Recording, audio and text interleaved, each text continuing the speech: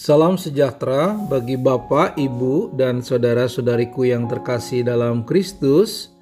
Hari ini saya akan membagikan tentang makna cerita perumpamaan yang diambil dari Injil Lukas bagian pertama.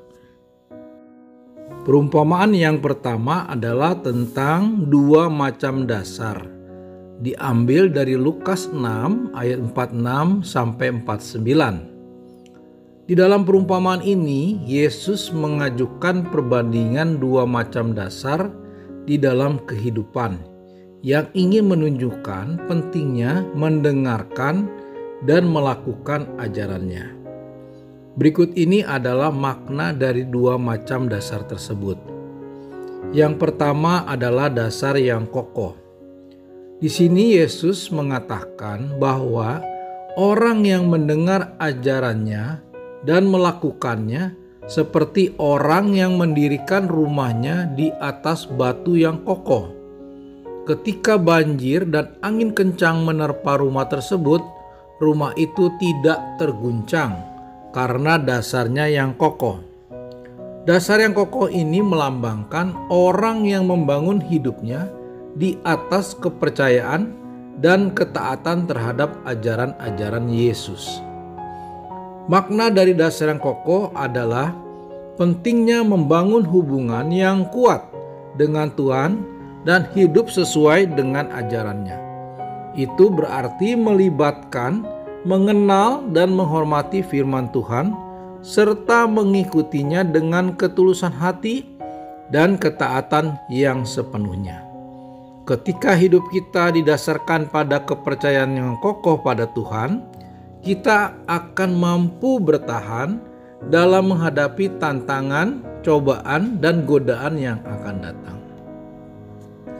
Yang kedua adalah dasar yang rapuh. Sebaliknya, Tuhan Yesus mengatakan bahwa orang yang mendengar ajarannya tetapi tidak melakukannya, seperti orang yang membangun rumahnya di atas tanah yang tidak memiliki dasar yang kuat. Ketika banjir datang dan angin menerpanya, rumah tersebut runtuh karena dasarnya yang rapuh. Dasar yang rapuh ini melambangkan orang yang mendengarkan ajaran-ajaran Yesus tetapi tidak mengambil tindakan atau mengabaikan ajaran tersebut. Makna dari dasar yang rapuh adalah bahaya dari kehidupan yang hanya berdasarkan pengetahuan atau informasi tanpa tindakan yang konsisten. Hanya mendengarkan ajaran Yesus tanpa mengikutinya tidak memberikan pondasi yang kokoh bagi kehidupan kita. Ketika kita tidak mempraktekkan ajarannya, kita rentan terhadap kerentanan dan kegagalan saat menghadapi cobaan dan ujian hidup. Sebagai kesimpulan dari perumpamaan ini, bahwa pentingnya menggabungkan pendengaran dan pelaksanaan ajaran Yesus di dalam kehidupan kita. Hanya dengan mendengar dan memahaminya tidak cukup, tetapi kita harus mengambil langkah nyata untuk mengikutinya dan membangun hubungan yang erat dengannya. Dengan demikian, kita akan memiliki dasar yang kokoh yang akan menopang kehidupan kita dalam menghadapi tantangan dan badai kehidupan. Mari kita lanjutkan dengan perumpamaan kedua tentang dua orang berhutang kepada pelepas hutang. Dalam perumpamaan ini, Yesus mengisahkan seorang pemberi pinjaman memiliki dua orang peminjam. Salah satu peminjam berhutang 500 dinar, sementara yang lainnya berhutang 50 dinar. Ketika keduanya tidak dapat melunasi hutang mereka, pemberi pinjam mengampuni hutang-hutang mereka.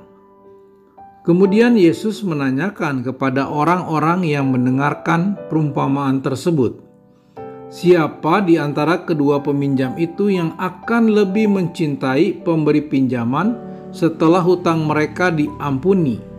Mereka menjawab bahwa orang yang lebih banyak berhutang yang akan mencintai si pemberi pinjaman. Makna dari perumpamaan ini adalah Hutang 50 dinar melambangkan dosa-dosa kecil yang diperbuat, sedangkan 500 dinar melambangkan dosa-dosa besar yang diperbuat. Kemudian pemberi pinjaman melambangkan Allah yang Maha Pengampun. Ketika dua orang peminjam tidak sanggup mengembalikan pinjaman dan mereka meminta pengampunan, si peminjam memberikan pengampunan dan mereka sudah lunas hutangnya. Makna berikutnya bahwa Allah yang penuh kasih mengampuni kita semua, terlepas dari dosa-dosa kita yang besar atau kecil. Yesus ingin menunjukkan bahwa kasih dan pengampunan Allah tidak terbatas oleh jumlah dosa yang kita lakukan. Allah mengampuni kita sepenuhnya, tidak peduli seberapa besar dosa kita. Sebagai kesimpulan dari perumpamaan ini, bahwa perumpamaan ini menunjukkan pentingnya kesadaran akan dosa-dosa yang telah dilakukan dan segera melakukan pertobatan untuk memohon pengampunan dari Allah. Dengan penuh iman, kita yang bersungguh-sungguh memohon pengampunan, dosa-dosa kita diampuni. Dan kita menerima segala konsekuensi atas dosa-dosa yang telah kita lakukan, supaya kita semakin menyadari bahwa akibat dosa adalah menjauhkan diri kepada kasih Allah dan berusaha untuk menjauhi hidup dalam dosa. Melalui pengampunannya, Allah memberi kesempatan bagi kita untuk mengalami transformasi atau perubahan dan hidup yang baru di dalam persekutuan dengannya. Perumpamaan ketiga adalah perumpamaan tentang orang Samaria yang murah hati. Diambil dari Lukas 10 ayat 25 sampai 37. Pada suatu kali berdirilah seorang ahli Taurat untuk mencobai Yesus, katanya, "Guru, apa yang harus kuperbuat untuk memperoleh hidup yang kekal?" Jawab Yesus kepadanya, "Apa yang tertulis dalam hukum Taurat? Apa yang kau baca di sana?" Jawab orang itu, "Kasihilah Tuhan Allahmu dengan segenap hatimu dan dengan segenap jiwamu dan dengan segenap kekuatanmu dan segenap akal budimu. Dan kasihilah sesama manusia seperti dirimu sendiri." Kata Yesus kepadanya, "Jawabanmu itu benar. Perbuatlah demikian, maka engkau akan hidup." Tetapi untuk membenarkan dirinya, orang itu berkata kepada Yesus, "Dan siapakah sesamaku manusia?" Dalam jawabannya, Yesus memberikan perumpamaan yang mengisahkan tentang seorang pria yang sedang dalam perjalanan dari Yerusalem ke Yeriko. Di tengah perjalanan, pria tersebut diserang oleh perampok, dipukuli dan ditinggalkan setengah mati. Beberapa orang yang lewat, termasuk seorang imam dan seorang Lewi, melihat pria tersebut tetapi memilih untuk melanjutkan perjalanan mereka tanpa memberikan pertolongan. Namun, seorang Samaria pada waktu itu dianggap sebagai orang yang tidak terhormat oleh masyarakat Yahudi ketika ia melihat pria tersebut dan merasa iba.